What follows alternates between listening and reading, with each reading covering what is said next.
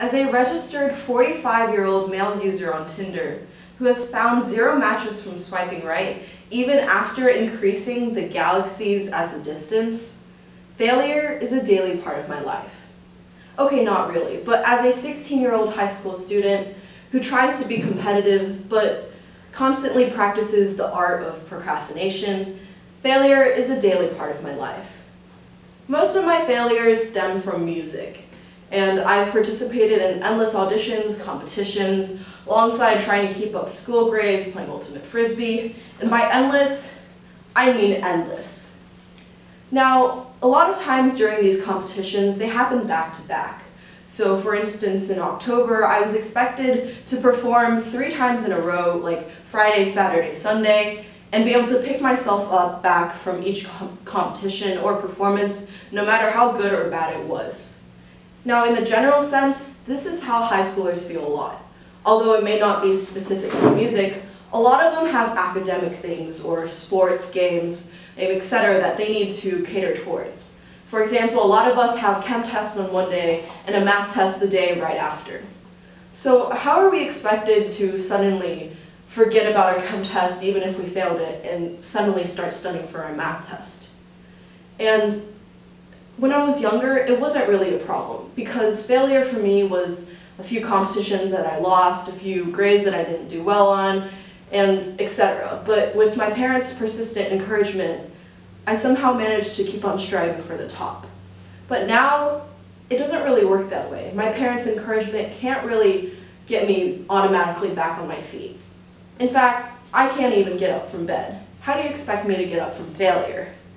Now, so with my friends' persistent encouragement, alongside my parents' encouragement, and many binge-watch motivational speeches, I've come to the conclusion that getting up from failure is really a step-by-step process, and not only that, it's a learning process, and actually can be catered towards every single person. Step 1. Acknowledge and review your past.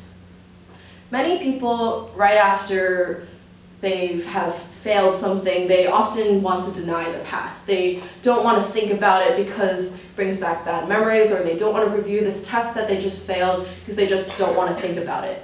However, if you continue to think in that way, you're never going to really be able to accomplish much in the future. Although yes, many people continuously do mindless tasks such as reading a book, or showering, or eating, texting their friends, going on Instagram, all the social media apps, they're not actually growing in the future at all. And in order to grow in the future, you have to first look at your past and acknowledge what has happened, because if you steer away from your past, you're never going to grow in the future.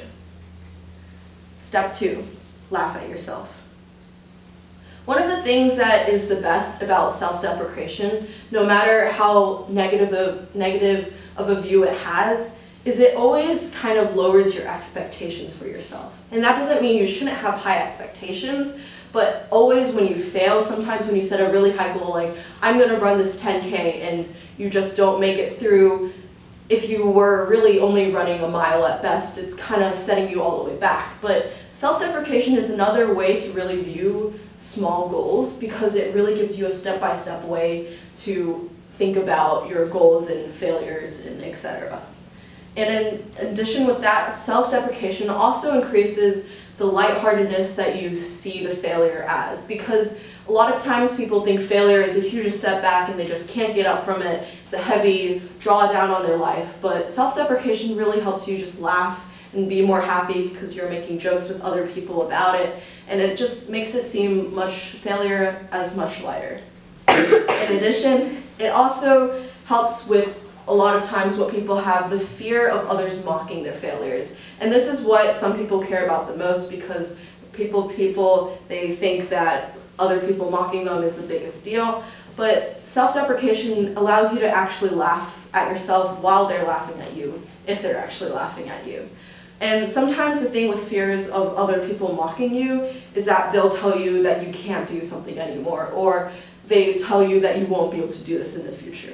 But really, that's just motivation, which leads me to step 3.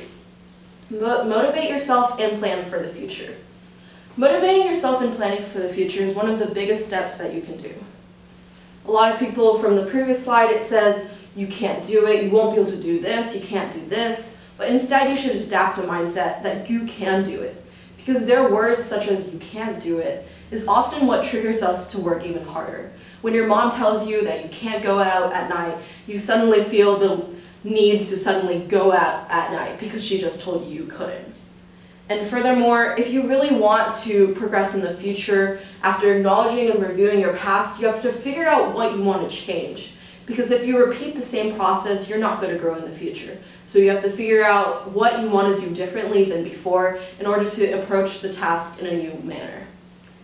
And once you do that, set a goal.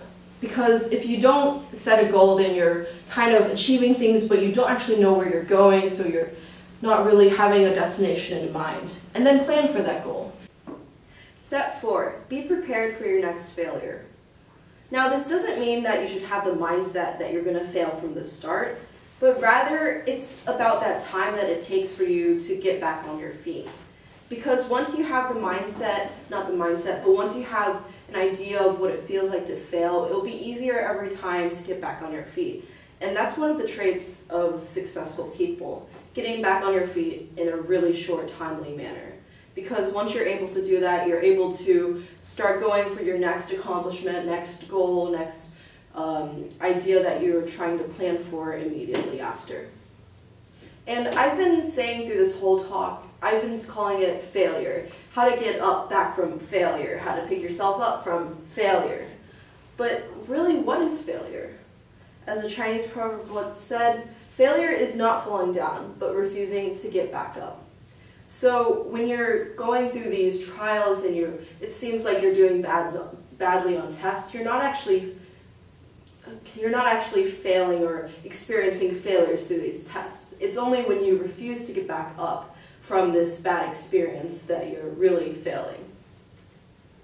Now, my journey through life has been 16 years old, so 16 years so far, so it's not exactly the longest experience, but there are a few things I've learned for sure. Firstly, we don't actually have a definite destination in life. We never really know it either. So even if you're having a job right now, or you're in college, or you're a high schooler, we don't actually know where our life is going to end up. And thus, a lot of times it causes us to have a negative view of failure, because we see failure as a setback from whatever short-term goal we had, when it could actually open up a lot more, instead of just being defined as a lack of determination or ability. And additionally with that, ideally, failure that we experience should be proportional to the growth that we grow as humans. And lastly, we often see or are told that life is like a journey through a bunch of paths, and often you have to choose some paths. There's a fork in the road, there's a block in the road, etc. But what we don't actually realize is all these obstacles in these paths that life gives, or all these walls that are there. Life doesn't give us the walls. We're the ones who actually build the walls. So even if I may be failing my music competitions, or I'm not doing great on academics or something like that, the main purpose or takeaway is that it's not actually all about right that moment if you failed a test. It's about how you can use that failure to benefit yourself in the future. So if I failed a math test today, then I should realize, acknowledge and review the past. What did I do wrong? Was there something that I didn't study well? Did I procrastinate? And then 2, it's sometimes when people approach you, ask, what grade did you get on that math test? And you just kind of have to laugh about it because you don't want to straight out tell them you failed the test. And then thirdly, change and really plan out, motivate and plan what you're going to do in the future. So, for example, I could motivate myself with chocolate or some like treat out at some fancy dinner place, or and also plan that I'm going to study for this amount of time every week.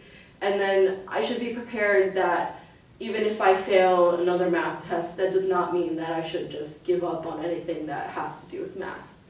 And so even if I end up being this 45-year-old male user on Tinder who finds no matches from swiping right, even by increasing distance to local galaxies, that by experiencing these failures and trying to grow through life, failure will love me Tinder. Thank you.